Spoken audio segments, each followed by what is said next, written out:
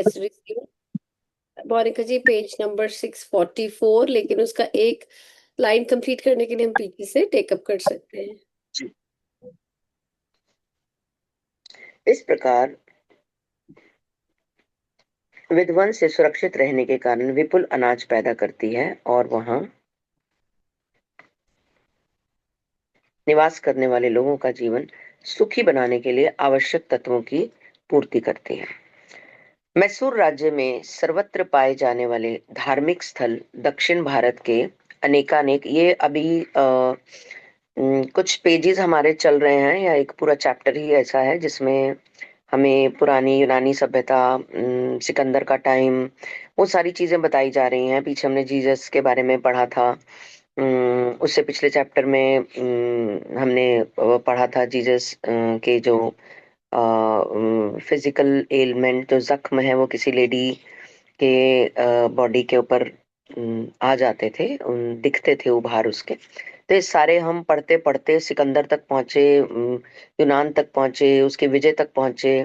फिर सिकंदर ने एक व्यक्ति को संदेश भेजा जो संत फकीर काइंड ऑफ थे कि मेरे दरबार में आओ और मुझसे मिलो, नहीं तो अगर तुम मना करोगे तो तुम्हारा सिर कलम कर दिया जाएगा। काइंड ऑफ स्टेटमेंट उनके किसी मुलाजिम ने जाके उनको दी। तो उन्होंने जिस बिस्तर पर या जिस उसके ऊपर वो लेटे हुए थे, उन्होंने ये स्टेटमेंट सुनने के बाद गर्दन उठाकर भी नहीं देखा कि ये बोल कौन रहा है। मीन्स भय का नामो निशान नहीं था। जब हम फियरलेस हो जाते हैं जिंदगी में, फियरलेस, हम एक पर एक एक व्यक्ति से हम जुड़ते हैं, वो एक, फिर हम सबसे फियरलेस हो जाते हैं। फिर हमें कोई डर नहीं सताता। हम हमें कहीं खुद को कम आंकने की जरूरत नहीं होती, क्योंकि हम सुपर पावर से कनेक्टेड हो। मेरा बाप जब भगवान है तो इस धरती के इंसान की औकात क्या है? क्योंकि जो लोग बॉस के साथ साथ रहते हैं ना, वो उनकी गर्दन भी तनी रहती है और कंधे भी उचका उचका के बात करते हैं, क्योंकि उनके बॉस से अच्छे रिलेशन होते हैं। कोई अगर बॉस को जाके उनके बारे में कुछ कहेगा भी तो बॉस को पता है मैं क्या चीज हूँ, मेरा बॉस मुझे जानता है। तो ये जो बॉस है, उनके बॉस भगवान थे, वो उस सुपर पावर से कनेक्टेड थे। तो सिकंदर उनके लिए धूल का कण भी नहीं था। जो उन्होंने व्यक्त भी किया, जो उन्होंने अपने शब्दों से भी व्यक्त किया, उन्होंने अपनी फिजिकल बॉडी से भी व्यक्त किया, अपने जो भी उनका उस टाइम बात करने का तरीका था उससे भी व्यक्त किया कि जब मैं नहीं डरता तेरे बाप से, और मैं आता भी नहीं। और कहा क्या गया है कि नहीं तो सर कलम कर दिया जाएगा।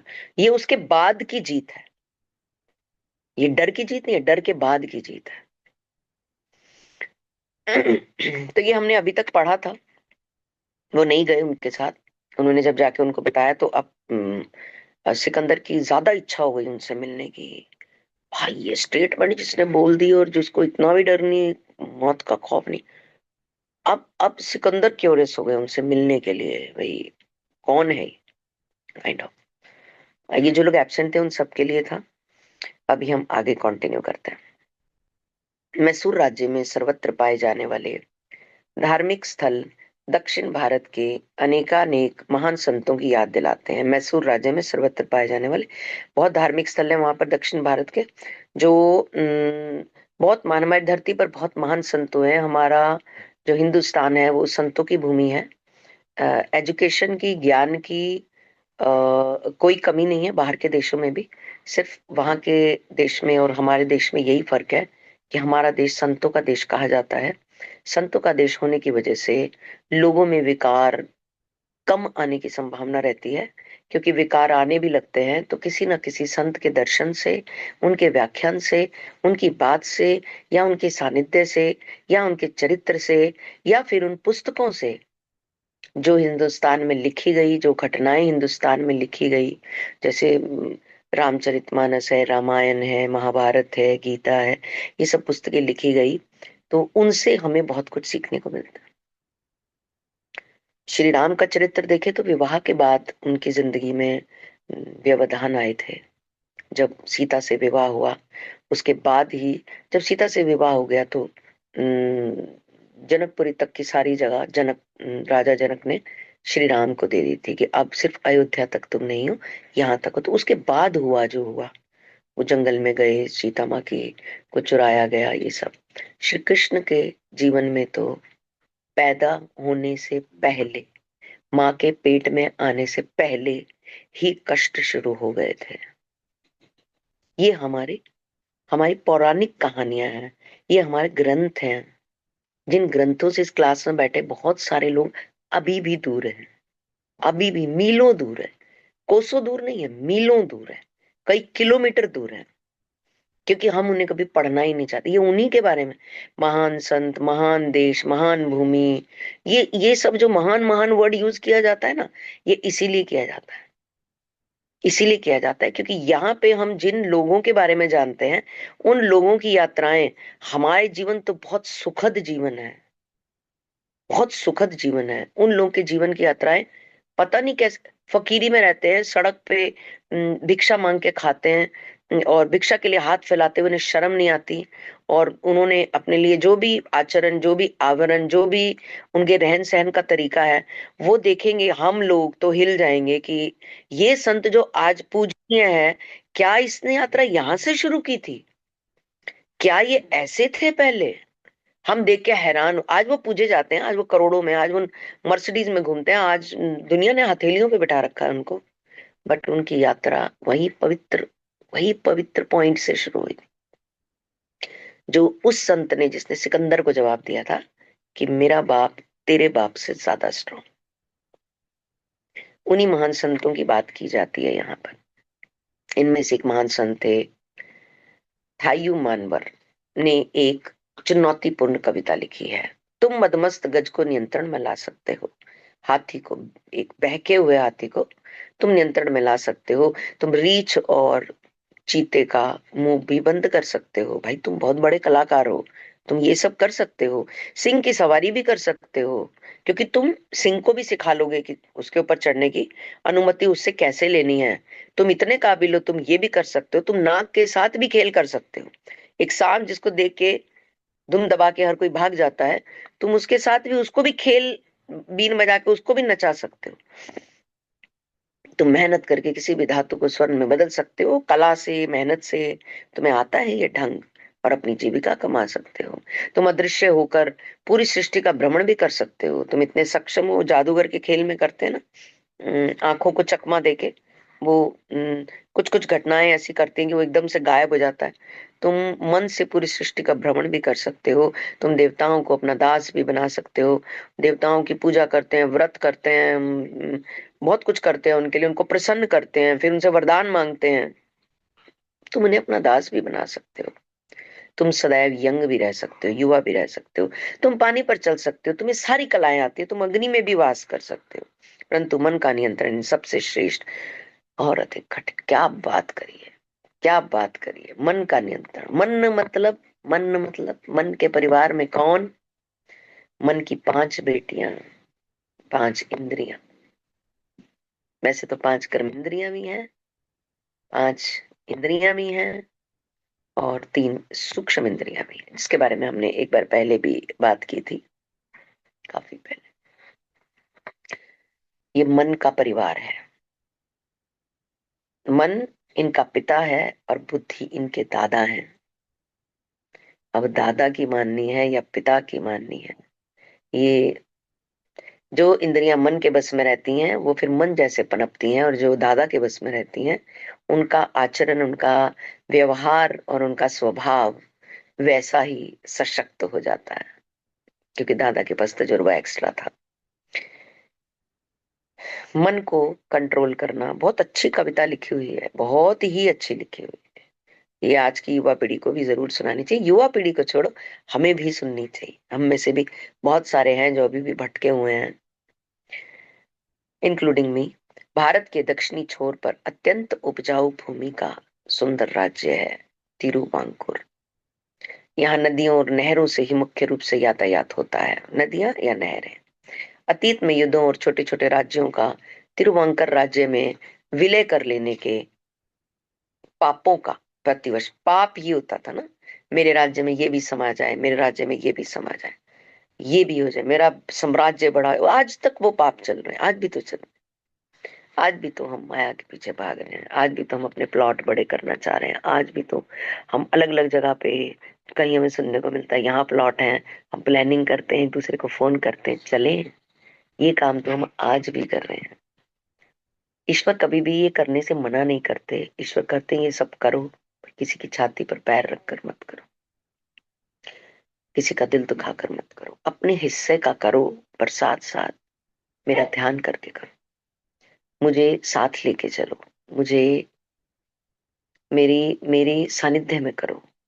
प्रभु ये कहते हैं, प्रभु कभी भी नहीं कहते तुम प्रोग्रेस मत करो। प्रभु कहते हैं मैं इतना ऐश्वर्यवान हूं, मैं इतना सुंदर हूं, मैं इतना बलशाली हूं, मैं इतना शक्तिशाली हूं।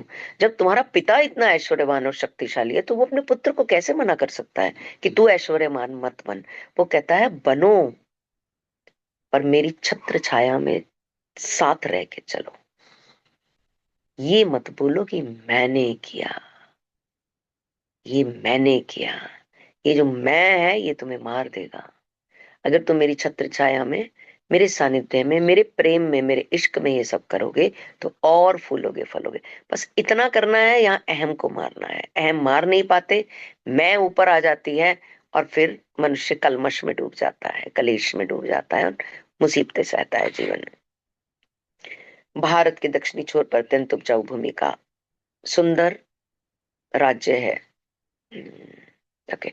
इस प्रायश्चित अनुष्ठान की समाप्ति लक्ष्य दीपम उत्सव या मंदिर में 1 लाख दीप जलाकर होती है। ओके। अतीत में युद्धों और छोटे छोटे राज्यों का तिरुवंकर राज्य में विलय कर लेने का, पापों का प्रतिवर्ष प्रायश्चित करने की, अच्छा पहले पाप करो फिर उनके प्रायश्चित करो, राज परिवार में ये परंपरा है। प्रत्येक वर्ष 56 दिन तक महाराजा दिन में 3 बार मंदिर जाकर बहुत खूब, कुछ नहीं होता इससे, मंदिर जाकर वेद मंत्रों और स्तोत्रों का सिर्फ 3 दिन, 56 दिन तक 3 बार, रोज दिन में 3 बार श्रवण करते हैं। इस प्रायश्चित अनुष्ठान की समाप्ति में मंदिर में उत्सव मनाया जाता है, और 1 लाख दीप जलाकर। सबको ये चीज आई थिंक समझ आ चुका है ये, कि उस प्रदेश में क्या ये फैशन है त्रवणकोर, कि पाप करो, अपने राज्य को बड़े करो, छोटे छोटे राज्यों को अपने में विलय करो, यानी कि मिला लो, युद्ध करो, मारकाट करो, खून खराबा करो, बहुत कुछ करो, और उसके बाद 56 दिन तक राज परिवार जो है उसमें जो महाराजा है वो 3 बार मंदिर में जाएगा एक दिन में, और वेद सुनेगा, उनका श्रवण करेगा, और अपने पाप धोएगा, और 1 लाख दीप जलाकर इसकी समाप्ति होगी। भारत के दक्षिण, इस पर हम कुछ भी नहीं बोलेंगे, भारत के दक्षिण पूर्व तट पर मद्रास प्रेसिडेंसी में समुद्र से घिरा स्पाट विस्तीर्ण भूप्रदेश पर बना शहर है मद्रास। बड़ा फेमस शहर है मद्रास। इसी राज्य में दूसरा एक शहर है स्वर्ण नगरी कांजीवरम, जिसकी साड़ियां भी हमने नाम सुना है, कांजीवरम, जो पल्लव राज्यों की राजधानी थी। ये राजा ईसवीं सन की प्रारंभिक शताब्दियों में यहाँ राज्य करते थे। वर्तमान मद्रास प्रेसिडेंसी में महात्मा गांधी के अहिंसा सिद्धांत का बहुत प्रचार हुआ था। यहाँ तहाँ सफेद गांधी टोपी दिखाई देती है। दक्षिण भारत में महात्मा गांधी के प्रयत्नों से अनेक महत्वपूर्ण मंदिरों के द्वार अस्पृश्यों के लिए खुल गए थे, तथा जाति प्रथा में भी अनेक सुधार आए थे। अस्पृश्यों स्पर्शियों के लिए महात्मा गांधी ने बहुत काम किया था, कि मंदिरों में जाने का अधिकार सभी को है, ईश्वर सबके लिए समान है, सबके अंदर सेम ही ईश्वर है। सिर्फ उन्होंने 4 वर्णों में, अलग अलग वर्णों में जन्म लिया है, जिसके बारे में हम पहले भी बात कर चुके हैं, कि इन 4 अलग अलग वर्णों में जन्म होता है, और जिस वर्ण में जन्म होता है उस वर्ण के व्यक्ति को वो उसके संबंधित काम करने को दिया जाता है। एक बार 4 नाम मैं बता देती हूँ ताकि आप कनेक्ट कर पाए। सबसे पहले ब्राह्मण आते हैं, जो ज्ञान देते हैं, विद्या देते हैं, इससे रिलेटेड सारे काम करते हैं। ये जो हमारी स्कूली शिक्षा है ये उसमें नहीं आती थी। ये जब ब्राह्मणों की बात होती है तो वेद और शास्त्रों की बात होती है। तो अब कितना किसका प्रचलन हो रहा है ये आप सब स्वयं प्रश्न और स्वयं ही उत्तर उत्तर हैं इसमें, तो इसमें हम कुछ भी चर्चा नहीं करेंगे। तो ब्राह्मण देता था ज्ञान, वैदिक ग्रंथों का, वैदिक पुस्तकों का, उनकी जिम्मेवारी थी। उसके बाद वैश्य आते थे जो व्यापार करते थे, जो लोगों तक सामान पहुंचाते थे, बिजनेस करते थे, लोगों की जरूरतें पूरी करना, प्रोडक्शन करना, बेचना, खरीदना, फैक्ट्रियां लगाना, ये सारा काम वैश्य किया करते थे। फिर क्षत्रिय आते थे, क्षत्रिय युद्ध करते थे, लोगों की जान बचाते थे। क्षत्रिय बलिष्ठ होते थे, अपने शरीर को संभाल के रखते थे, पुष्ट रहते थे, भोजन अच्छा करते थे ताकि दुश्मन से लड़ा जा सके। फिर शूद्र आते थे जो सबकी सेवा करते थे। इस तरह से वर्गीकरण किया गया था, और इस तरह से एक सृष्टि का निर्माण किया गया था, जिसमें एक स्त्री और पुरुष भी बनाए गए थे। उसके बारे में हम पहले बात कर चुके हैं। तो ये सारा एक खाका तैयार किया गया था कि 4 तरह से वर्ण होंगे, ये अपना अपना काम करेंगे, स्त्री और पुरुष का विवाह होगा, उनके बच्चे होंगे, इस तरह सृष्टि आगे बढ़ेगी। स्त्री घर का काम करेगी, पुरुष धन कमा के लाएगा। क्लोज। यहाँ से हम चले थे, हमारे पुरखे यहीं से चले थे, हम सबके पुरखे यहीं से चले थे। हम अपने माता पिता को देखें तो कुछ चीजें इनमें से समझ में आती हैं, क्योंकि बहुत ज्यादा पढ़ाई लिखाई करना या बहुत ज्यादा स्कूलों में जाना, हमारे माँ बाप से पहले वाली श्रेणी तो में तो ना के बराबर थी ये चीजें। बट जो हमारे माता पिता की श्रेणी में थी, शिक्षा, स्कूली शिक्षा का हो चुका था, क्या बोलेंगे उसको, इंट्रोडक्शन हो चुका था। और उसके बाद जो हमारे वाला टाइम था, तब तो मॉडल स्कूल, स्कूल तो मॉडल स्कूल बोला जाता था अंग्रेजी स्कूलों को। अब कॉन्वेंट और अब ये सब काफी अलग सीबीएसई नाम आ गए हैं, तो तब से प्रचलन हो गया। बट उससे पहले ये इसी तरह से सृष्टि बनाई गई थी और ऐसे ही चल रही थी। तो फिर बहुत ज्यादा इसके अंदर उथल पुथल, मतलब डिशुम डिशुम होती है ना बोरे के अंदर, वो हिंदी पिक्चरों में दिखाते हैं, सिर्फ डिशुम डिशुम स्क्रीन पे दिखती है और कुछ नहीं दिखता, कौन किससे लड़ रहा है कुछ नहीं दिखता। तो ऐसे कुछ नहीं दिख रहा हमें कौन किससे लड़ रहा है। और वर्ण भी सब अटपटा गए। वैश्य ब्राह्मण का काम कर रहा है, टीचर बन रहा है, वैश्य परिवार में जन्मा, क्षत्रिय परिवार में जन्मा, बिजनेस कर रहा है, क्षत्रिय परिवार में जन्मा, ब्राह्मण का काम भी कर रहा है, शूद्र परिवार में जन्मा, आईएएस अफसर बन रहा है। मतलब ये सब चीजें मिक्स हो गई, सारे वर्ण मिक्स हो गए। तो अब अलग तरह की चीजें चल रही हैं। अब हम सब अपने सिस्टम के हिसाब से चल रहे हैं जो हमने खुद बनाया है। हमारे संविधान बन गए, बहुत सारे चेंजेस आ गए। तो ये हम चले कहाँ से थे, मैं सिर्फ वो बता रही हूँ कि हम यहाँ से चले थे। महान स्मृतिकार मनु द्वारा शुरू की गई वर्णाश्रम व्यवस्था का मूल उद्देश्य प्रशंसनीय था। उन्हें यह स्पष्ट रूप से समझ में आ गया था कि प्राकृतिक क्रम विकास की अवस्थाओं के अनुरूप मानव जाति 4 मुख्य वर्णों में विभाजित है। लीजिए, इन्होंने बता ही दिया। वे जो शारीरिक श्रम द्वारा समाज की सेवा कर सकते हैं, शूद्र, फिजिकल वर्क एफर्ट ज्यादा करते हैं। दूसरे, वे जो अपनी मानसिकता, कौशल, कृषि कर्म, व्यापार, वाणिज्य और साधारण तौर पर उद्योग, चलिए तो हम कर ही चुके डिस्कस सारा। शासक, योद्धा, क्षत्रिय तीसरे नंबर पे, और चौथे पे प्रवृत्ति, चिंतन, मनन की होती है। आध्यात्मिकता, लोगों के अंदर ईश्वरीय प्रेम को जगाना, लोग को ईश्वर से कनेक्ट करना, उन्हें श्लोक, मंत्र, उच्चारण, विधियां, प्रभु से जुड़ने के संसाधन। यहाँ पे छोटी सी एक चीज पहले भी मैंने बोली थी, I don't know I am right और रॉन्ग। जैसे हम कहीं जाते हैं तो हम सजते हैं, संवरते हैं, आभूषण खरीदते हैं, परफ्यूम्स लाते हैं, बालों के अलग अलग डिजाइन बनाते हैं, सुंदर वस्त्र खरीदते हैं और अपने आप को सुशोभित करते हैं, क्योंकि हम कहीं जा रहे होते हैं, सजते हैं ना। ऐसे ही जब प्रभु को सजाने की बारी आती है, तो प्रभु कहता है मुझे भी परफ्यूम लगाओ ना थोड़ा, तो मुझे भी फूलों से सजाओ ना, मेरी भी कोई धूप बत्ती तो करो ना। क्योंकि अग्नि एक हमारी जो हमारे 5 तत्व है उनमें प्रमुख है। अग्नि है, जिसमें वस्त्र, धरती, सब बहुत सारी चीजें आ जाती हैं।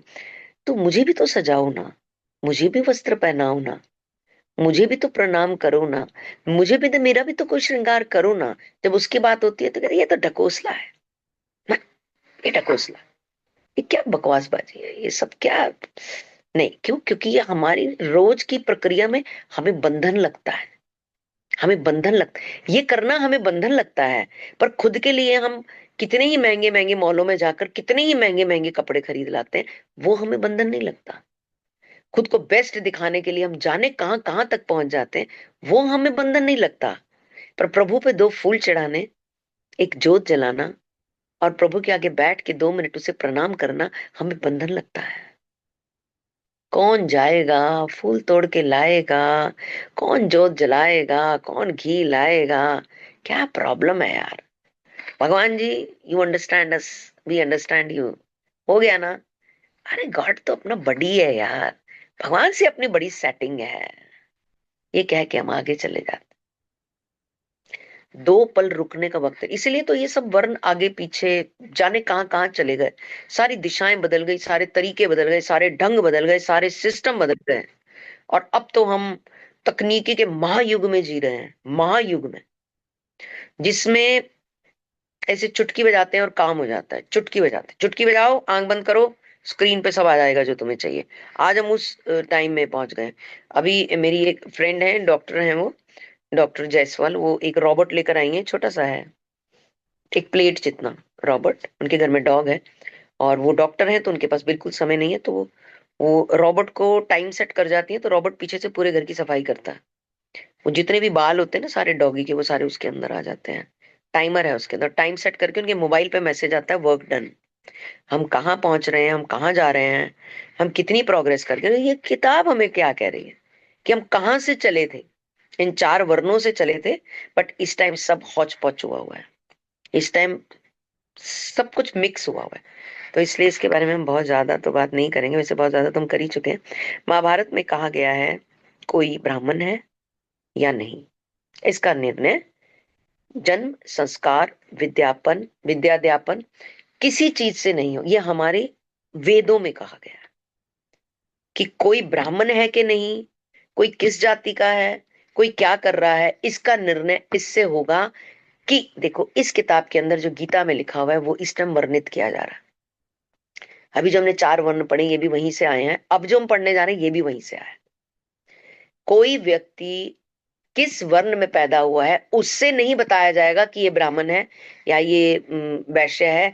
कोई व्यक्ति क्या काम करेगा और अध्यात्म से कितना जुड़ेगा, प्रभु के नाम से कितना कनेक्ट होगा, उसके हिसाब से ये बताया जाएगा कि ये ब्राह्मण है कि नहीं। अगर एक वैश्य भी अध्यात्म के नियमों का पालन करेगा तो वो ब्राह्मण है। अगर एक शूद्र भी अध्यात्म के नियमों का पालन करेगा तो वो ब्राह्मण है। व्यक्ति कर्मों से जाना जाएगा कि वो कौन है, कर्मों से, वो क्या कर्म यात्रा करेगा उसके द्वारा जाना जाएगा। सिर्फ जन्म से सुशोभित होने से, जन्म से कोई टीका मिल जाने से या जन्म से कोई वर्ण मिल जाने से नहीं होगा। ये हमारे शास्त्रों में भी लिखा। संस्कार, विद्याध्यपन या वंश परंपरा से नहीं हो सकता, केवल चरित्र और आचरण से हो सकता है। मनु ने समाज को ज्ञान, सद्गुण, आयु, रिश्तेदारी और अंत में संपत्ति के आधार पर लोगों को सम्मान देने का निर्देश दिया है। वैदिक काल के भारत में धन के संचय को और ऐसे धन को जो लोकोपकार के लिए उपलब्ध ना होता हो, घृणा की दृष्टि से, वो धन जो आपने संभाल के रखा है और उससे लोगों का भला नहीं कर पा रहे हो, उस धन को घृणा की दृष्टि से देखा जा सकता है। मेरा, मेरे पास रहे, मैं ही भोगूं, मैं ही ले जाऊं, मैं ही अपनी संतान को दे जाऊं, मेरा ही परिवार बड़ा हो, मेरे ही परिवार के काम आए। ये थॉट जो है, ये सोच जो है वो गलत है, घृणा की दृष्टि से देखा जाता था। अत्यंत धनवान लोगों को भी यदि वे कृपण हो तो समाज में हीन स्थान मिलता था। अति धनवान है परंतु वो समाज के लिए कुछ नहीं कर रहे तो उनको हीन दृष्टि से देखा जाता।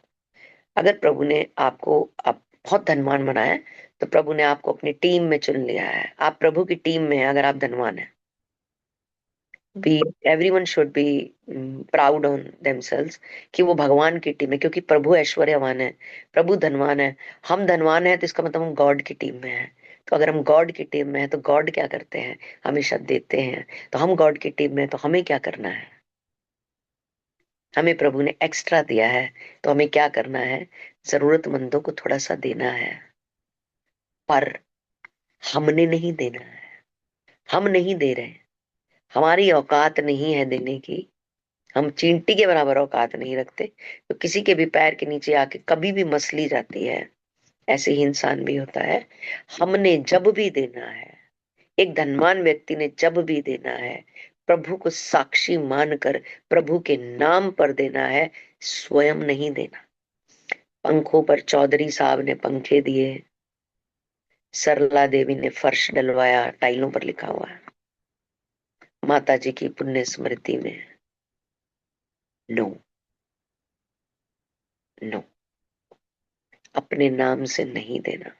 अगर आपने अपने नाम से दिया तो कर्म लगेगा, अच्छा कर्म लगेगा। जब दोबारा जन्म होगा तो अच्छे घर में होगा, क्योंकि आप ये नेक काम करके आए हो। पर वो तब जब आप दोबारा जन्म लेना चाहते हो, फिर से क ख ग ABC पढ़ना चाहते हो, फिर से वही सब समाज की जो स्क्रिप्ट लिखी हुई होती है, उस स्क्रिप्ट पे काम करना चाहते हो, तो ये विधि सही है। हमने पिछली क्लास में भी कहा था, आपका अगला जन्म कैसे और कहाँ होगा ये आज आप अपनी कलम से लिख सकते हो। कलम मतलब अपने कर्म, बिल्कुल क्लियर लिखा हुआ है ये। आज आप अपने कर्म से अपने अगले जन्म की किताब लिख सकते हो। प्रभु ने समझा रखा है। खूब दान दो, सब करो, अपने नाम से दो, अगले जन्म में अच्छा ठीक ठाक घर मिल जाएगा। रोटी पानी की दिक्कत तो बिल्कुल भी नहीं होगी, ऐश्वर्य भी मिल सकता है। बट अगर प्रभु नाम पे दे दिया, फिर दोबारा जन्म ही नहीं होगा, जिसे मोक्ष कहते हैं। मोक्ष, पर उसके लिए अहम छोड़ना पड़ेगा। मैंने इतना दान दिया, फेसबुक पे नहीं डालना होगा। फेसबुक पे कैसे ना डालें, इतना बड़ा काम करके आए। बहुत सारी चीजें बहुत सारी चीजें होती है जो अभी हमें सीखनी है। प्रारंभिक शताब्दियों में यहाँ राज्य करते थे वर्तमान मद्रास प्रेसिडेंसी में महात्मा गांधी, जिनके प्रयत्नों से अनेक महत्वपूर्ण अस्पृश्यों के लिए द्वार खुले। महान स्मृतिकार मनु ने जब ये सारी चीजें कही, ये करेगा, ये करेगा, ये करेगा, सबके द्वारा सबको उनमें डिवाइड कर दिया गया। फिर अब एक व्यक्ति अपने कामों के द्वारा, अपने कर्मठ के द्वारा जाना जाएगा कि वो किस श्रेणी में आए, किस श्रेणी के अंदर वो एंटर होगा। जी मैम, नेक्स्ट पेज। काल के प्रवाह में जब वर्णाश्रम व्यवस्था जाति प्रथा के चौकटे में जकड़ गई, जाति प्रथा आ गई, अब ये भी हमारी अपनी पैदा की हुई है, तो समाज के लिए गंभीर रूप से हानि। और ये सिर्फ ईगो, सिर्फ घमंड, सिर्फ ईगो के कारण ये जातियां, ऊंची जाति, नीची जाति, फलाना ढिंगाना, श्रेष्ठ, निम्न, ये सब मनुष्य के अपने बनाए हुए शब्द हैं। हमारे धर्मों में, संस्कारों में इनका कहीं कोई जिक्र नहीं है, कहीं जिक्र नहीं है।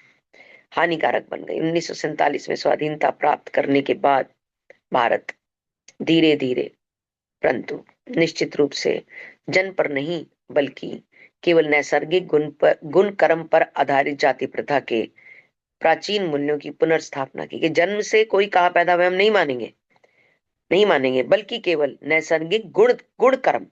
अभी आपने देखा है, हमारे बहुत सारे ऐसे नेता हैं, हमारे बहुत सारे ऐसे स्वतंत्रता सेनानी हैं, हमारे बहुत सारे ऐसे लोग हैं जो किसी भी जाति से बिलोंग करते थे, बट उनको पूरा सम्मान मिला, उनको कुर्सियां भी मिली, उनको बड़ी उन पे भी बिठाया गया, लोग उनका मान भी करते हैं, लोगों ने उनके स्टैचू भी बनाए हुए हैं। इसीलिए क्योंकि उन्हें कर्मों से पहचाना है। पृथ्वी पर प्रत्येक राष्ट्र को दुख उत्पन्न करने वाले अपने ही विशिष्ट कर्म संचय को भोगना पड़ता है। अपने दुख उत्पन्न करने वाले जो राष्ट्र ये सब चीजें, कि इसको साइड करो, ये छोटा ये बड़ा, अगर कोई राष्ट्र इस तरह की हरकत करता है या इस तरह के संविधान बनाता है, इस तरह का कोई भी काम करता है, तो उसको ये दुख खुद ही भोगना पड़ता है। क्योंकि वो चीजें फिर सामने आती है ना, जब नियम कायदे उल्टे सीधे बना दिए तो फिर खुद ही सामने आएंगी, फिर खुद ही भोगना पड़ेगा, फिर खुद ही मारकाट होती है, फिर खुद ही परेशानी होती है, नुकसान तो होता ही है ना। तो इस प्रकार के कर्मों को समाप्त करना पड़ता है। अपनी बहुमुखी प्रतिभा, अदम्य आत्मशक्ति से भारत जाति व्यवस्था में सुधार लाने में सफल हो। दक्षिण भारत इतना लुभावना है कि श्री राइट और मैं वहां अपने प्रवास को बढ़ाना चाहते थे, परंतु निष्ठुर समय अनुमति नहीं दे रहा था। समय कम था। कोलकाता विश्वविद्यालय में इंडियन फिलोसफिकल कांग्रेस के समापन सत्र में व्याख्यान देने का दिन निकट आ रहा था। मैसूर में अपने प्रवास के अंत में इंडियन एकेडमी ऑफ साइंस के अध्यक्ष सर सीवी रमन से मैंने भेंट की और मुझे बड़ा आनंद आया। इस प्रतिभाशाली भौतिक विज्ञानी को 1930 में प्रकाश प्रसरण में उनके द्वारा किए गए आविष्कारों के लिए नोबेल पुरस्कार से भी सम्मानित किया गया था। उनका आविष्कार रमन इफेक्ट के नाम से प्रसिद्ध है। मद्रास के शिष्यों और मित्रों से अनिच्छापूर्ण जाना नहीं चाहते थे राइट और ये, वे अपनी यात्रा पर निकल पड़े। रास्ते में ये लोग सदाशिव ब्राह्मण की पुण्य स्मृति में बने एक छोटे से मंदिर में भी दर्शन करने के लिए रुके। सदाशिव ब्राह्मण, इनके बारे में नीचे बताया गया। 18वीं शताब्दी के इस संत की जीवन गाथा भी कई चमत्कारों से परिपूर्ण है। इन्हीं सदाशिव का एक बड़ा मंदिर नेरूर में है, जिसे पुड्डीकोट्टई के राजा ने बनवाया था। यह एक तीर्थ क्षेत्र बन गया, जहां देवी चमत्कार से अनेक लोग रोग मुक्त हुए हैं। 1750 में पुड्डीकोट्टई के राजा के लिए सदाशिव ने धार्मिक आचरण के लिए कुछ नियम लिखे थे। सदाशिव के बारे में बता रहे हैं, जिनका मंदिर बना हुआ है, जिसे उस राजा के बाद राजगद्दी पर बैठने वाले वहां के राजाओं ने एक पवित्र, जो भी सदाशिव ने रूल्स बनाए थे, उनको उस राजा के बाद जो राजा गद्दी पर बैठे, उन्होंने एक पवित्र धरोहर के रूप में संभाल कर रखा, और वे सदैव उनका पालन करने का प्रयास करते हैं। तभी उनका मंदिर बना। जरूर उन्होंने कुछ अच्छे धार्मिक आचरण, धार्मिक आचरण की बात की गई है, से रिलेटेड कुछ रूल्स बनाए थे। सदाशिव पूर्ण ज्ञानी संत थे। आ, वो पिछले जन्म के पुरुषार्थ होते हैं, जिन्हें प्रारब्ध बोला जाता है, वो लेकर जब कोई व्यक्ति पैदा होता है, तो जब वो पालने में ही होता है। एक और संत के बारे में मैं आज सुन रही थी, जब वो पैदा हुए तो उनके घर एक संत आए। उनके पिता से पूछा कि कोई जीव आया है क्या घर में।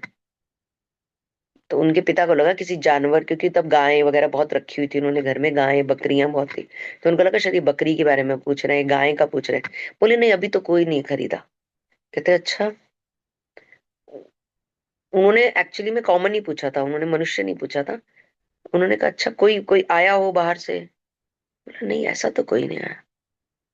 कोई घर में कोई परिवार वरिवार में वृद्धि हुई है। बोले हाँ, बच्चा हुआ है घर में। कहते अच्छा, इसका मतलब वंशी आ गया। ये कहा और संत चला गया। शायद उन्होंने वंशी नाम नहीं लिया, कोई और नाम लिया हो, बट ये घटना हुई। अभी वो बच्चा पैदा ही हुआ था कि एक संत आया, और वो उनके घर में आके पूछताछ कर रहे कि कोई नया जीव आया है, अच्छा वंशी आ गया। तो उन्होंने बोला कौन वंशी। तो बस संत को उससे मतलब नहीं था। संत ने बोला अच्छा ठीक है, संत चला गया। और वो जो व्यक्ति था, वो आज बहुत महान संत हैं, जिनके पास दुनिया जा रही है। दुनिया जा रही, तो पालने में इनके पैर दिख जाते हैं। जो भी संत पैदा होते हैं, अपने प्रारब्ध लेकर आते हैं। और संत गद्दियों से, कुर्सियों से, धन से, इन सब से नहीं बनते हैं, न दिखते हैं। संत वो होता है जो त्याग से दिखता है, समर्पण से दिखता है, फकीरी से दिखता है, अपने अपने ज्ञान से दिखता है।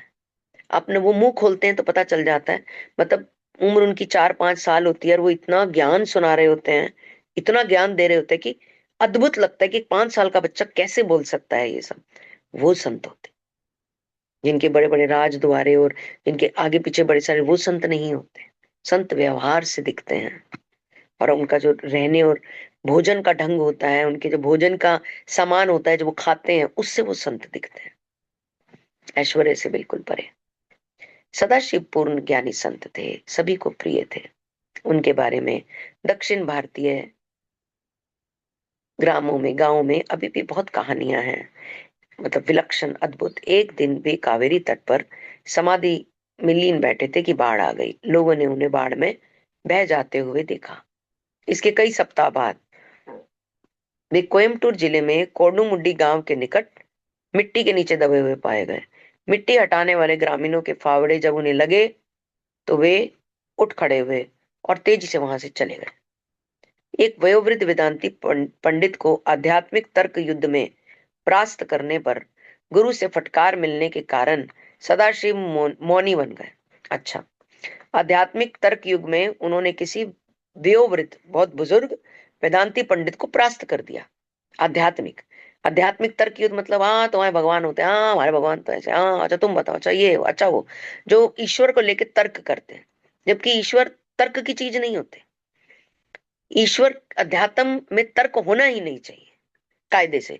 जो कहते हैं ना चलो अध्यात्म पर तर्क करेंगे, अध्यात्म एक्चुअली वो बहुत ही ईगोइस्टिक लोग होते हैं, जो अध्यात्म पर तर्क करते हैं। साबित करो भगवान है, साबित करो। वो कहते हैं कि साबित करो ईश्वर है। सूरज और चांद और तारे और आसमान कैसे आ गए, इन पर भी तर्क होता है उनके पास। वो इनके लिए भी सबूत मांगते हैं। बताओ, अच्छा ये कह रहे तुम्हारे ईश्वर के, बताओ कहाँ है तुम्हारा ईश्वर, दिखाओ हमें। तो तर्क युद्ध में इन्होंने उनको पछाड़ दिया, उस वेव पंडित को। तो उनके गुरु ने उनको डांट दिया, और गुरु से डांट खाने के बाद, फटकार खाने के बाद वे मौनी हो गए, खामोश हो गए। क्योंकि वो आध्यात्मिकता के उस चरण को प्राप्त कर चुके थे जहां ईश्वर की गंध महसूस हो जाती है। ईश्वर की आसक्ति को, उस प्रेम को आप महसूस कर पाते हो। ये उस वाली पोजीशन पे पहुंचने के बाद जब उन्होंने उन्हें हरा दिया, तो उनके गुरु ने उन्हें डांट दिया और वे मौनी हो गए, चुप हो गए। गुरु ने कहा था, तुम्हारे जैसा युवक जीव पर संयम रखना कब सीखेगा।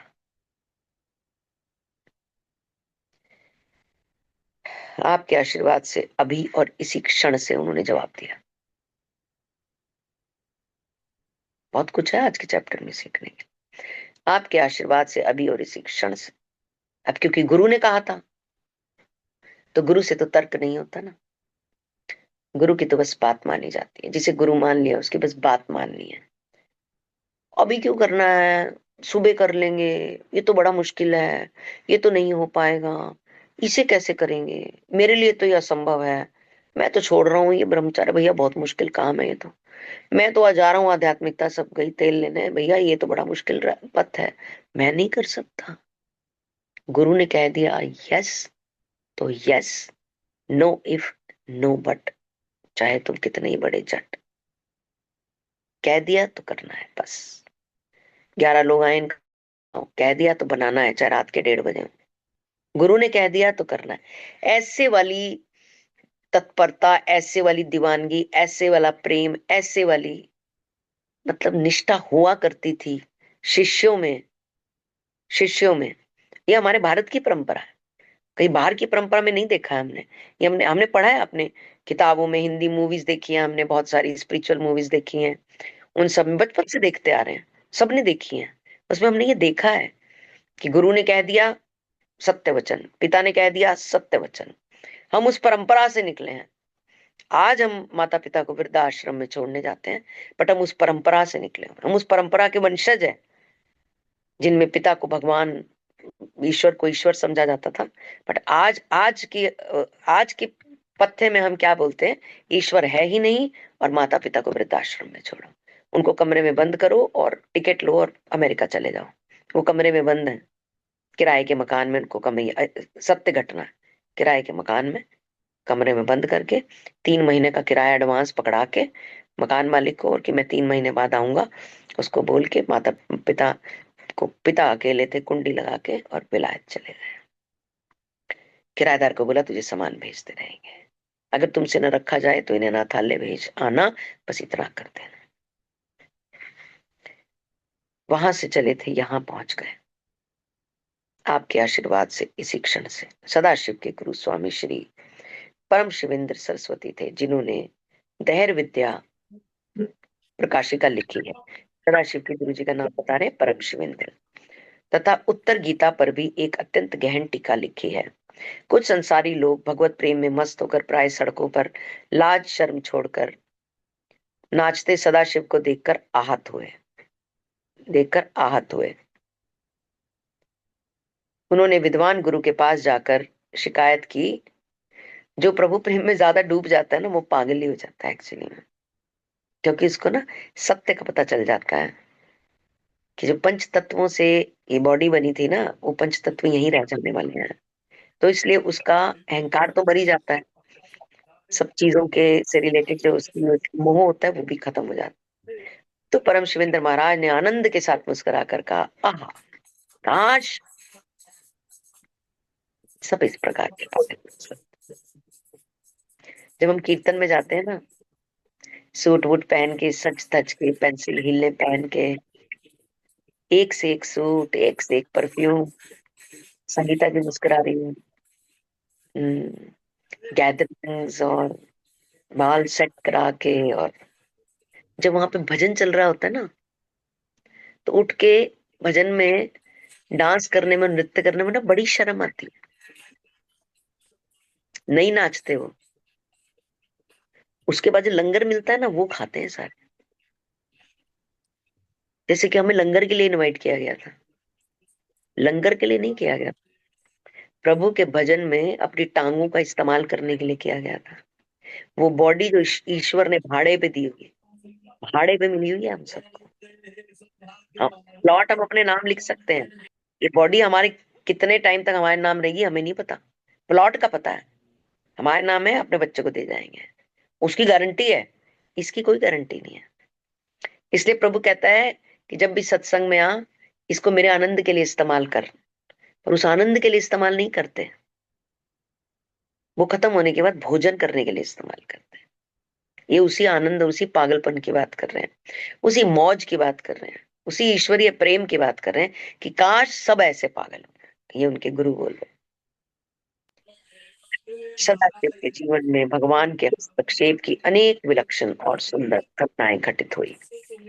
इस संसार में बहुत सा अन्याय प्रतीत होता है, परंतु भगवत भक्त ईश्वर के तत्क्षण न्याय के असंख्य प्रसंगों के साक्ष्य दे सकते हैं। समाधि अवस्था में मग्न सदाशिव एक रात एक धनी गृहस्थ के अनाथ गोदाम के पास आकर रुक गए। ये हम कल कर पूरी।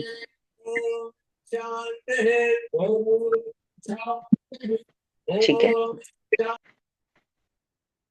Thank you, Monica ji. Thank you so much. Thank you, thank you everyone. All right. We have the time for everyone to share, reflect, and speak. Those who wish to, please unmute yourself and speak. जो आज के chapter के बारे में कुछ share करना चाहते हैं, प्लीज अनम्यूट एंड शेयर, और you can have your hand raised.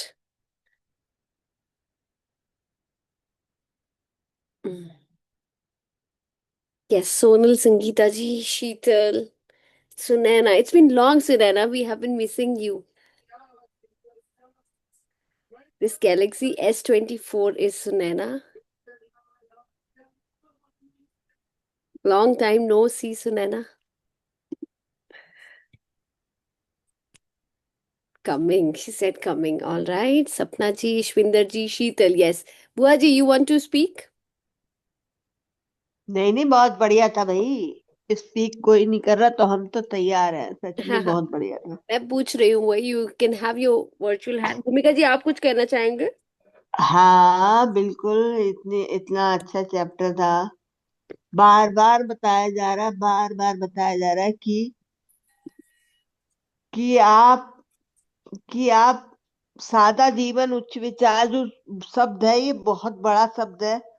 और ये एक तरह से हर पाठ में समझाया जाता है। पर यही है कि हम महंगा जीवन सादे विचार वाले हो गए हैं। दुनिया का हिसाब ये, यही बताया जा रहा है। यही बता रही थी मोनिका जी एक तरीके से कि लोग सादा जीवन नहीं जी पाते हैं जब हम्म. महंगे जीवन में जाते हैं। तो मतलब एक भगवान के सामने नाचने में उन्हें बहुत वो होती है, इसलिए क्योंकि वो महंगे जीवन में होते हैं। हम्म. तो यही कहना था मुझे। बहुत प्यारा चैप्टर, राइट. इसमें क्या क्या है, बहुत सारे शब्द है ऐसे, या. बहुत सारे। और थैंक यू, लोगों को भी भूमिका जी. मौका देती हूँ। थैंक यू जी। Thank you so much, Bhumika ji, for sharing. जी, एनीवन एल्स? बुआ जी, आई थिंक आप अनम्यूट बार बार कर रहे थे. You wanted to speak? मेरा कॉल आ रही थी नन्नी की। अच्छा अच्छा, ओके, राइट. That's why. जी, you want to share something? Main thing was that कि ये जाति प्रथा जो है हम लोगों ने बनाई है। जाति भगवान ने तो जो इंसान बनाया है वो कर्म के आधार पर हम अपनी जाति बनती है हमारी। कर्मों के अनुसार हमारा जन्म हुआ है, और हम्म. जैसा हम व्यवसाय करेंगे, कर्म करेंगे, वैसे ही उसी वही जाति हमारी कहलाएगी। हम्म. लेकिन हम इसलिए में जो छूत छात या हम एक दूसरे से घृणा करते हैं या नीचा और अपने आप को बड़ा समझते हैं, दैट शुड नॉट बी। कोई सब ऑल आर इक्वल, सब भगवान की संतान है, कोई बड़ा छोटा नहीं है। कर्मों के अनुसार अपना अपना कर्म करो और सुखी जीवन व्यतीत करो। राइट. बहुत बढ़िया. बहुत बढ़िया। थैंक यू बुआ जी for sharing. Thank you. God bless you. Thank you जी। Anyone else who would want to share? It's 7:56 so we still have time. Sheetal, Sunaina, Sangeeta ji, Piyush, Sonal, या हेलो। सोनल। जैसे आज के रीडिंग में हमने ये भी देखा कि जन्म से आप अगर ब्राह्मण में हुए या क्षत्रिय में हुए, लेकिन आपके डीड्स और आपके कर्म ही आपको बताते हैं कि आप कैसे, मीन्स आपके रियल वो क्वालिटीज आप में है कि नहीं है। तो just by taking birth in that आप वो हो नहीं जाते ऐसे। बिल्कुल, दैट्स राइट। मतलब ऑफ कोर्स आपके जो एक्शंस है, कर्मास हैं, कि आप किस तरह की प्रवृत्ति रखते हो, किस तरह का हाँ। माइंडसेट है, किस तरह की बुद्धि हम्म। है बेसिकली, और किस तरह के एक्शन या थॉट प्रोसेस रख रहे हम्म। हो, उसके अकॉर्डिंगली किया जाना चाहिए। हम्म। मतलब कि आप हम्म। ब्राह्मण हो, वैश्य हो, शूद्र हो या क्षत्रिय हो, so that should be determine. हालांकि ये ऐसे था, that was determine on the basis of their actions, कि ब्राह्मण जो है वो एक्शन। चिंतन मनन में, नॉलेज विजडम में रहते थे, क्षत्रिय वॉरियर्स कहा जाता था, वैश्य जो है वो बिजनेस माइंडेड होते थे, शूद्र थोड़ा लो प्रोफाइल जॉब्स किया करते थे, हार्ड वर्किंग, मतलब कि जो जिसमें कि अ, जान ज्यादा लगती है, उस तरह का काम करते थे। तो उस तरह से ये डिवीजन हुआ करती थी। लेकिन अभी अगर आप आजकल की डेट में देखो तो सब ये मिक्स मैच हो चुका है। So you will find different trades in different clans, के क्षत्रियाज में वो ट्रेड मिलेंगे आपको, ब्राह्मण वाले ब्राह्मण में क्षत्रिय के मिलेंगे, शूद्र में ब्राह्मण वाले मिलेंगे, ब्राह्मण में शूद्र वाले मिल जाएंगे। मिक्स मैच, वो विद द टाइम जैसे जैसे डिविनिटी गिरती जा रही है या पतन होता जा रहा है, वैसे वैसे वैल्यू सिस्टम भी गिरता जा रहा है, तो वो मिक्स सा होता जा रहा है। सो वन शुड नॉट, मतलब आज की डेट में देखा जाए तो एक ब्राह्मण सिर्फ ब्राह्मण फैमिली में पैदा होके नहीं होता, क्योंकि बहुत ब्राह्मण्स को देखो तो वो शराब मीट सब चल रहा है, तो वो बाय बर्थ ब्राह्मण हो सकते हैं, बट बाय कर्मज नहीं ब्राह्मण है किसी भी वे में। सो वो बातें पीछे रह गई हैं मेरे ख्याल से। और दूसरा एक और अच्छी चीज थी कि इसमें आई थी कि जो पैसा, धनी धनी इंसान, अगर उसका धन सोसाइटल कंट्रीब्यूशन के लिए यूज नहीं होता है या सोसाइटी सोशल अपलिफ्टमेंट पे के लिए नहीं होता है, तो भी उसको कंजूस माना जाता था, या उसको घृणा की दृष्टि से देखा जाता था, हेट्रेड में देखा जाता था, यार ये तो अपना पैसा यूज ही नहीं कर रहा है। तो तभी आज की, ये तो अभी भी चल रहा है कि आज की डेट में भी कंपनीज जो है उनका भी अपना एक कॉरपोरेट फंडिंग रहती है। हर जगह से हम भी घर में देखते हैं तो दसवंध निकालते हैं, किसी कंपनी को देखोगे तो वो उनका शेयर रहता है जो कि सोशल कंट्रीब्यूशन में जाता है, चैरिटेबल एक्टिविटीज में जाता है। दैट इज द रीजन, और वो जरूरी भी है। लेकिन जहाँ पे ये नहीं होता तो उस इंसान को, मतलब ये उस टाइम पे जहाँ जब बुक लिखी है तो उस टाइम पे भी ऐसा ही था कि उसको एक अच्छी नजर से या अच्छा एक इंटेग्रिटी में या अच्छा रिस्पेक्टेबल पोजीशन में नहीं देखा जाता, even if he or she has the money, if he or she is not spending for the social upliftment. तो बहुत अच्छी चीजें थी, और सुनते होते थे हम मम्मी पापा से सेम बातें, वो पढ़ रहे हैं। एक भजन सुनाओ? Yes Monika ji, please please, we would love to hear. सबकी परमिशन है। बिल्कुल, सब सब तो बैठे हैं सुनने के लिए। ओहो, इतना थम्स अप! लो जी, परमिशन दी, बहारा आ गई हैं, हार्ट भी आ गए ने।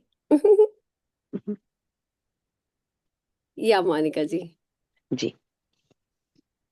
Just ओ ओ, तो दिल थाम के बैठिए, मोनिका जी आ रहे हैं अपना एक सुंदर सा भजन लेके।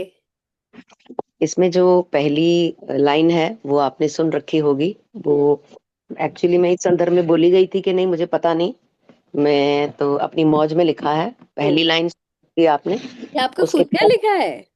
हाँ जी, अरे वाह। और उसके हम्म, बाद की जो लाइनें होंगी वो सब मतलब प्रभु ने लिखी हैं सारी। अच्छा, बहुत बढ़िया। हरे कृष्ण। बस बस्ती बस्ती नगरी नगरी, ढूंढूं रे सांवरिया, बस्ती बस्ती नगरी नगरी, ढूंढूं रे सांवरिया। ढूंढत ढूंढत तुमको काना, ढूंढत ढूंढत तुमको काना, हो गई मैं बावरिया, बस्ती बस्ती नगरी नगरी, ढूंढूं रे सांवरिया। प्रेम की ऐसी जोत जलाई, सुध बुध मेरी है बिसराई, घट घट में मैं देखूं तुझको, बस में किया रे तूने मुझको। मंगल बेला से मैं पुकारूं, हो गई रे दोपहरिया, बस्ती बस्ती नगरी नगरी, ढूंढूं रे सांवरिया। रूप सलोना शीतल शीतल, तुम हो सोना हम हैं पीतल, आंखों में है काजल गहरा, कितना सुंदर रूप सुनहरा। देख के तुमको डर लगता है, लग जाए ना नजरिया, बस्ती बस्ती नगरी रे सांवरिया। प्रीत तो से ऐसी लागी, बरसों की सोई मैं जागी, जब से प्रेम हुआ है तुझसे, हो गया जग ये बैरागी। बैठी हूँ कब से चौखट पे, बैठी हूँ कब से चौखट पे, सुनी है अटरिया, बस्ती बस्ती नगरी नगरी, ढूंढूं रे सांवरिया। तेरे दर्शन की प्यासी हूँ, जन्मों की मैं अभिलाषी हूँ, बैठी हूँ तेरी चौखट पे, तेरे चरणों की दासी हूँ। अब तो दर्श दिखा दे लाला, अब तो दर्श दिखा दे लाला, बीती रे उमरिया, बस्ती बस्ती नगरी नगरी, ढूंढूं रे सांवरिया। मन कुंदन सा होने लगा है, दिल में प्रेम का बूटा उगा है, सोवत जागत ध्यान तुम्हारा, लगता है हमें इश्क हुआ है। दिल के सागर में उठती है मीठी सी लहरिया, बस्ती बस्ती नगरी नगरी, ढूंढूं रे सांवरिया। ऐसी जोत जला गए काना, गीता पाठ पढ़ा गए काना, ऐसा इश्क सिखा गए काना, हमको हमसे चुरा गए काना, हो जाते हैं हम तो बावरे, सुन तेरी बांसुरिया, बस्ती बस्ती नगरी नगरी, ढूंढूं रे सांवरिया। ढूंढत ढूंढत तुमको काना, ढूंढत ढूंढत तुमको काना, हम हो गए बावरिया, बस्ती बस्ती नगरी नगरी, ढूंढूं रे सांवरिया। छा गए रे बहुत बढ़िया। मोनिका जी, बहुत बढ़िया गाया आपने। बहुत बहुत बढ़िया। आई सुंदर, think everyone should come on बहुत सुंदर। Screen and clap for Monika छा जी। गए रे मोनिका जी। मोनिका जी सदा ही छाए रहते हैं। वेरी हाँ। Very nicely sung and written, Monica ji. ये मोनिका मैम, ये एक बात बताऊं मैं आपको? जी। आपने एक पोएम लिखी थी गांधी पे, आपको याद है? डीपीएस की आपकी उसमें आई थी मैगजीन में, उस पर मेरी डॉटर ने गाया और प्राइज भी लिया था। ओके। आपको याद है? लिखी थी ये याद है मुझे, ऐसे शब्द हाँ, नहीं। बहुत बहुत सुंदर, और बहुत सुंदर थी वो। अभी भी शायद मेरे पास मैगजीन है, और मैं आपको भेजूंगी। जी जरूर। सिफ्ता वाला भी बहुत अच्छा सुना दो गाया आपने। मोनिका मैम, सिफ्ता वाला भी, हाँ। सिफ्ता वाला भजन भी सुना दो। मोनिका जी, जब तक ये स्क्रीन पे नहीं आती ना, आपने नहीं सुनाना। वो अगली क्लास में चाची सुनाऊंगी। वो आप ग्रुप में डालना, वो वाली कविता। जी, संगीता जी डालेंगे ग्रुप में। डाल देंगे। बहुत बढ़िया मोनिका जी, बहुत ही बढ़िया। ये वो धुन मुझे याद आ रही थी, रामा रामा रामा रटते रटते, शायद वो धुन है ना ये। ये पहली वाली लाइन जो है, हाँ, थोड़ी बस्ती थोड़ी बस्ती वैसी नगरी धुन नगरी, थी, सही कहा। बस्ती बस्ती नगरी नगरी भी किसी कोई हाँ, भजन है उसमें या है बस्ती बस्ती नगरी हाँ, है ना? नगरी भी एक मेरी कोई गाना मम्मी अच्छा गए रे गाते थे। खबर यही है। बहुत बढ़िया, ये बहुत गाना आपने बनाया भी और है भी ये गाना। इसकी वेरी जो नाइस। पहली पहली लाइन है, मुखड़े की पहली लाइन, बस्ती बस्ती नगरी नगरी, ये आया था कहीं से, और उसके बाद दूसरी लाइन इसके साथ जुड़ी तो फिर वो पूरी कथा ही हो गई। तो बनती पहली चली गई लाइन बढ़िया किसी वाली। सॉन्ग की। थैंक यू जी, so much Monica ji, thank you thank so you, much thank for singing so beautifully for all of us. Welcome Sheetal. Sheetal, आप मंगल ग्रह पे हो? यू। नहीं नहीं, मैं अर्थ का बैकग्राउंड दिखा रही हूँ। लाल लाल हो रहे हो, मैं क्या कितने मंगल पे वो पहुंचे। आई थिंक लाइट दूसरी जल रही है, कोई बट गल या मैं बड़ी देर से जो कमेंट नहीं देना नहीं, चाह लगवाई रही होगी थी। आज लाइट लाल ओ वाली। जी हाँ, ऐसा कुछ नहीं है। नहीं, बीकेस वाली लाइट तो लगवाई है। मोनिका जी के इस भजन में हम लालो लाल हो लालो लाल, गए लाली हैं। मेरे लाल की चित देखूं तित लाल। हाँ नहीं, what I was about to actually give my reflection from the book also, जो आज की रीडिंग हुई, कि एक लाइन मुझे जो बहुत पसंद आई वो थी पोयम की एंड की, जो बुक के अंदर आज पोयम कवर हुई, कि mind is the toughest thing to control but it is the most important. सबसे इंपॉर्टेंट है कि माइंड को कंट्रोल करो आप। मतलब एग्जाम्पल कितने ब्यूटीफुल दिए थे कि आप कोबरे को भी कंट्रोल कर सकते हो, आप लायन के साथ भी कर सकते हो। ऐसे ऐसे एग्जाम्पल थे। वो जो लास्ट लाइन थी ना कि माइंड कंट्रोल करना, वो एक तो रिफ्लेक्शन आ रहा था मेरे दिमाग में। और जब मोनिका जी ने भजन गाया, मुझे ऐसा लगा जैसे हमारे सारे भाव उनके शब्दों में आ गए और वो रुके ही ना। एक लाइन तो मुझे घुस गई कि बरसों की सोई मैं अब जागी। उफ उफ उफ। मोनिका जी, सल्यूट टू दिस भजन। एक एक वर्ड मोतियों की तरह पिरोया आपने, एक एक भाव हम जैसे भक्तों का डाल दिया है। Hats off to your composition, I loved it, I loved it. पर थैंक गाया यू, भी बहुत थैंक यू। सुंदर है। पर गाया गाया भी भी बहुत बहुत सुंदर, सुंदर। बहुत सुंदर थैंक यू गाया हम है। लोगों को सुनाने के लिए, thank you. Beautiful composition. That's right. Beautiful. Thank you so much, Monica ji, once again on behalf of everyone, and thank you, for thank you, thank you. considering us valuable enough कि आप यहाँ पे गा रहे हो और आपकी अपनी ये पोएटिक कॉम्पोजिशन है। So beautiful. हमें सबको पता है कि आप लिखते हो, बहुत बढ़िया लिखते हो, बहुत बढ़िया बोलते हो। And thank you that you came up with this plan today. All right. Anyone else who would want to share before we wind up? It's already 10 past 8. If none, then we can just conclude with the prayer. Shall we? I think we shall go ahead with the prayer. या Let's join our hands together. Sarve bhavantu sukhina, सर्वे सन्तु निरामया, सर्वे भद्राणि पश्यन्तु, माँ कश्चित् दुःखभाग् भवेत्। ओम शांति शांति शांति। Thank you so much everyone for showing up, for sharing, and for just being there for our thank you, sessions. Thank Good you. night, शांति Shivratri. शांति। See good you day night, शुभ after. रात्रि। Thank you. Thank you, good night, Thank you everyone. Thank you. सबको bye. Thank you. Thank you.